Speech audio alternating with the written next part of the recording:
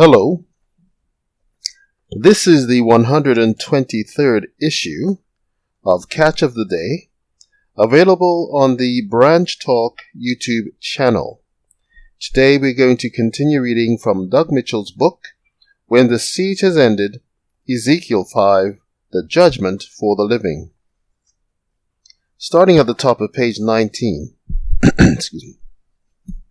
Many of those who were in the leadership and many who were general members of the branch under Ben Roden openly rebelled against the unrolling of the scroll when Lois Roden began to teach on the femininity of the Holy Spirit and related subjects.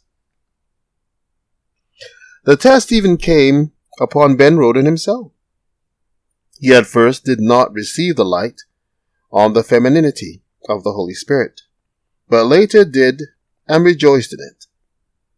One of the first and most notable ones who fought against the unrolling of the scroll was their son George, who was the vice president of the association under Ben's presidency.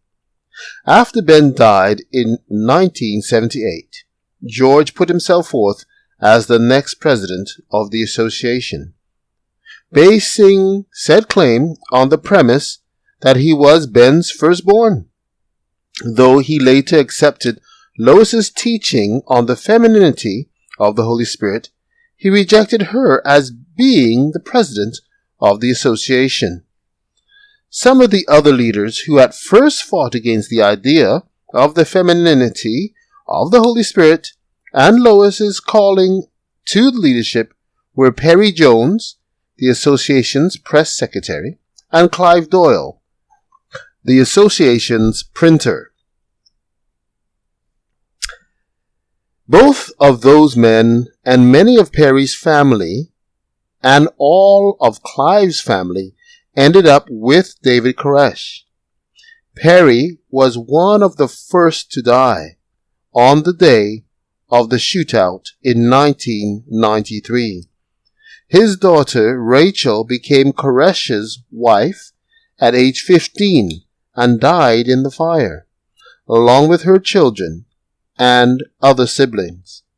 One of Clive's daughters, who had children by Koresh, died in the fire, while Clive came out of the building at the time of the fire with some serious burns.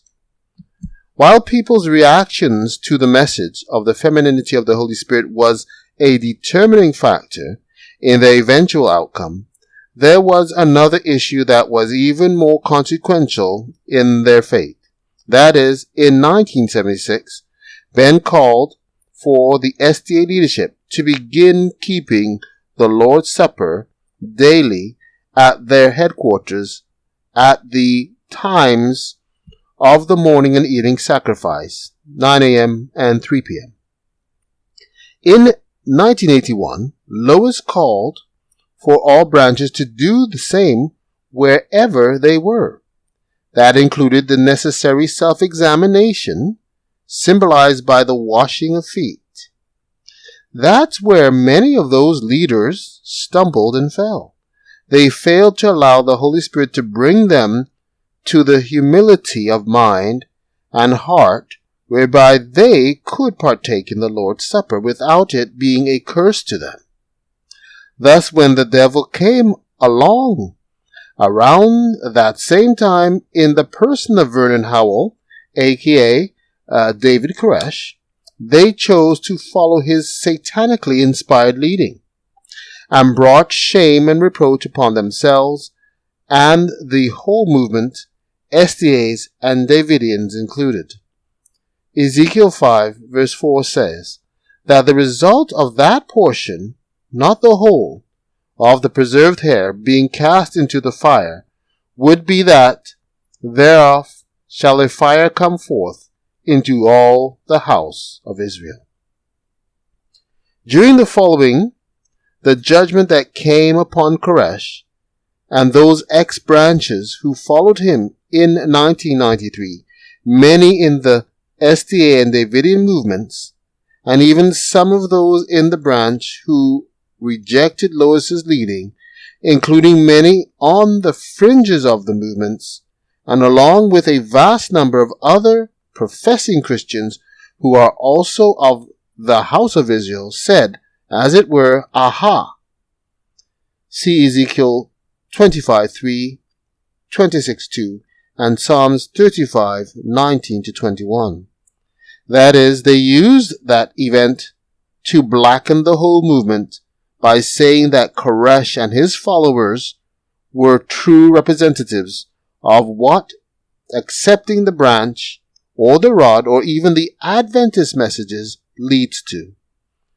They also used the fact that Koresh was putting himself forward as a prophet to vilify the whole idea that God intends to use the gift of prophecy to guide his people. The false representations and outright lies brought forth by those who knew better or who have had the opportunity to learn the truth of the matter since then, to mar the visage of the branch since that time from a myriad of sources, are too numerous to mention.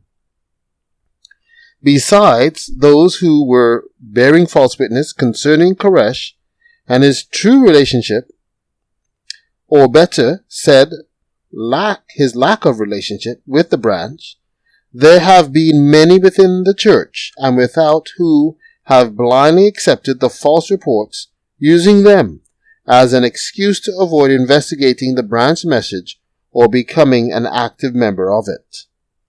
Thou shalt not bear false witness against thy neighbor. False speaking in any matter, every attempt to purpose to deceive or our neighbor is here included. An intention to deceive is what constitutes falsehood. By a glance of the eye, a motion of the hand, an expression of the countenance, a falsehood may be told as effectually as by words. All intentional overstatements, every hint or insinuation calculated to convey an erroneous or exaggerated expression, even the statement of facts in such a manner as to mislead, is falsehood.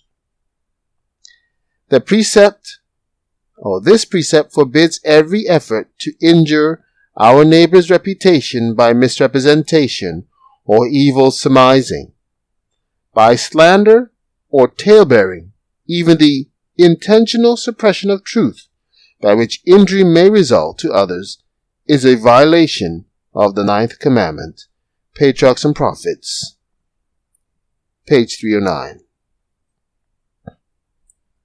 Thank you.